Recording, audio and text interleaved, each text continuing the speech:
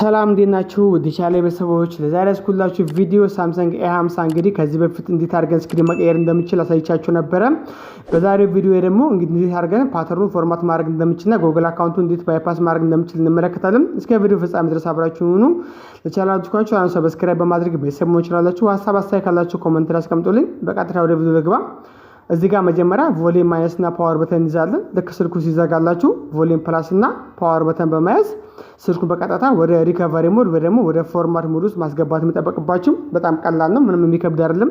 እንደዚህ እንግዲህ ሌሎችም ከዚህ በፊት ስልኮች እንዴት ፎርማት ማድረግ እንደምችሉ የሰራሁት ቪዲዮዎች ስላሉ ከነዛ ምንም የተለየም ስላልሆነ በቀጥታ በእንደዚህ መሰረት ሪከቨሪ ታስገቡታላችሁ ማለት ነው። ከዛ በመቀጠል ዋይፕ ዳታ ፋክተሪ ሪሴት ላይ ገብተን የስ እንለዋለን። የስ ብለን እንጨርስና በእንደዚህ መሰረት ስልኩ ፎርማት ያደርግልናል። ነገር ግን ያው ጉግል አካውንት ይጠይቃል አይጠይቅም ብሎ ቼክ አፕ ማድረግ አለብን። ምክንያቱም ሁሉም ሞባይሎች የፎርማት ናቸው ሁሉ ጉግል አካውንት ይጠይቃሉ ማለት አንችልም። ነገር ግን ያው እንደዚህ አይነት ሞዴሎች ብዙ ጊዜ ጉግል አካውንት ይጠይቃል በሚል ግምት ወይ ደግሞ እሳቤ ነው ጉግል አካውንት ሊጠይቅ ይችላል በሚል ነውና፣ ነገር ግን ጉግል አካውንት ላይጠይቁ የሚችሉ ስልኮችም አሉ ማለትም። ቀጥታ እንግዲህ ፎርማት አድርገን ጨርሰናል። ሪቡት ሲስተም ነው ብለን ወደ ሪስታርት እናደርገዋለን ማለት ነው። ቀደም እንግዲህ እንዳልኳችሁ ጉግል አካውንት የሚጠይቁም ስልኮች አሉ፣ የማይጠይቁም ስልኮች አሉ። ሁሉም ስልኮች ጉግል አካውንት ይጠይቃሉ ማለት አንችልም። ነገር ግን የጉግል አካውንት ለመጠየቁ ስልኩ ከከፈተልን በኋላ ዋይፋይ የሚለው ጋር ስንመጣ ዋይፋይ ኮኔክት አድርጉ ይላችኋል። ዋይፋይ ኮኔክት አድርጉ ካላላችሁ ግን ጉግል አካውንት አልጠይቃችሁም። በቀጥታ ስኪፕ የሚለውን ነክታችሁ ማለፍ ትችላላችሁ ማለት ነው። ይሄኛውን ግን ኦኬ ብለንም ከዛ በኋላ እዚህ ጋር አይ ሃቭ አግ የሚለውን ነክተን ኔክስት እንለዋለን። ከዛ ስኪፕ እንለዋለን። በመቀጠል እንግዲህ ዋይፋይ የሚለው ጋር እንደምትመለከቱት እንግዲህ ኔክስት ወይ ደግሞ ስኪፕ የሚል ጽሁፍ አልሰራልንም። ይሄ ማለት ጉግል አካውንት መጠየቁን አውቀናል ማለት ነው። ስለዚህ አሁን በቀጥታ ጉግል አካውንቱን ለማሳለፍ እንሄዳለን ማለት ነው። ኢመርጀንሲ ትሄዳላችሁ። ቴስት ፖይንት ቼክ ታደርጋላችሁ። ኮከብ መሰላ 0 ኮከብ መሰላ ቼክ ታደርጋላችሁ። እንግዲህ ቴስት ፖይንት ይገባል። ቴስት ፖይንት የሚገባላችሁ ከሆነ እንግዲህ ጉግል አካውንት ለማሳለፍ የምንጠቀምባቸው የተለያዩ ሶፍትዌሮች አሉ። ከዚህ በፊት የሚሰራውላችሁ አለ ማለት ነው።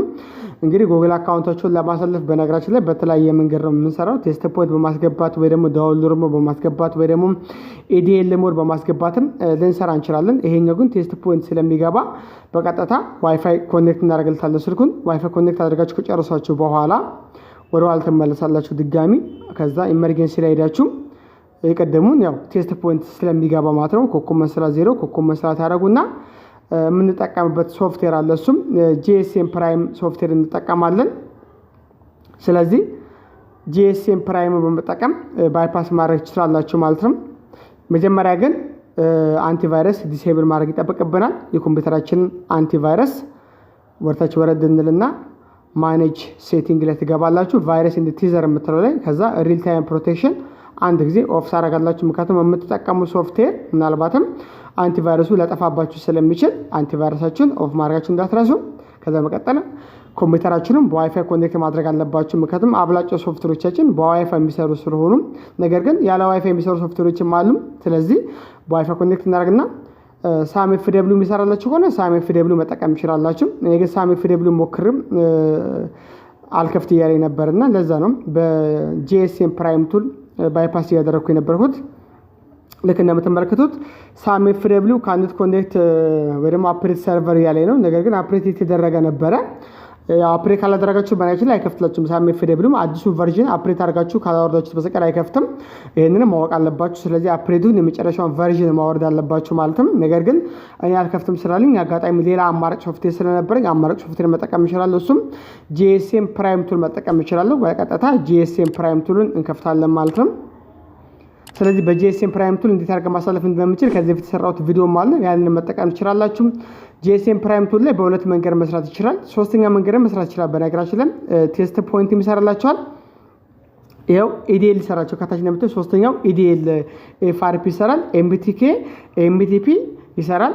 ኦዲን ደግሞ ዳውንሎድ በማስገባት ይሰራል። ይሄኛው ግን በቀጥታ የቱ የምንመርጠው ሳምሰንግ ኤፍአርፒ ኤምቲፒ የሚለው ላይ ቢኮዝ ቴስት ፖይንት ስለሚሰራ በቀጥታ ሳምሰንግ ኤፍአርፒ ኤምቲፒ የሚለውን አንድ ጊዜ እንጫናለን።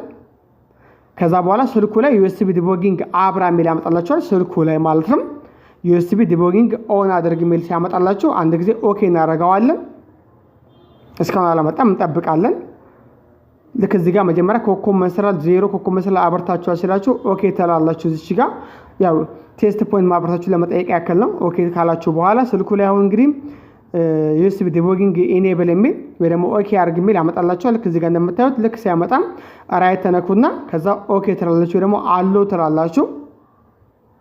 ከዛ በቀጥታ በእንደዚህ መሰረት በጣም በቀላሉ ስልኩ ኮኔክት ያደርገዋል። ኮኔክት አድርጎ ከጨረሰ በኋላ እንግዲህ ሪሴት ኤፍአርፒ ያደረገልን ያለው ስልኩ ወደ ሴቲንግ እየገባላችሁ ነው ያለው። በጣም ቀላል ነው። ስለዚህ A50 ስልክን እንግዲህ እንዴት አድርገን ፎርማት ማድረግ እንደምንችል አሳይቻችኋለሁ። ከዛም ውጭ ደግሞ ጉግል አካውንቱን ደግሞ በጂኤስኤም ፕራይም ቱል ነው እዚህ ጋር እያሳልፈላችሁ ያሉት። ሶፍትዌሩ ከፈለጋችሁ ቴሌግራም ግሩፕ ላይ ያለ ቴሌግራም ግሩፕ እንግዲህ ዲስክሪፕሽን ላይ ስለማስቀምጥላችሁ እዛ ላይ ገብታችሁ ሶፍትዌሩን በቀጥታ ዳውንሎድ አድርጋችሁ ፍሪ ቱል ነው፣ ምንም ክሬዲት አይፈልግም። ስለዚህ እንደዚህ አይነት ስልኮችን በቀላል ጉግል አካውንታችሁን ማሳለፍ ትችላላችሁ ማለት ነው። ስለዚህ ጂኤስኤም ፕራይም ቱል በተለያየ መንገድ የሚሰራላችሁ፣ እኔ ግን ያሳየኋችሁ በቴስት ፖይንት ነው። ነገር ግን ቴስት ፖይንት የማይገቡ ደግሞ ከሆነ ኦዲ ሞድ በማስገባትም በኦዲ ሞድ ማሳለፍ ትችላላችሁ ማለት ነው። ለዛሬ ያስኩላችሁ ቪዲዮ እንግዲህ ይሄንን ይመስላል። በቀጣይ በሌላ ቪዲዮ እስክንገናኝ ድረስ መልካም ጊዜ ይሆንላችሁ።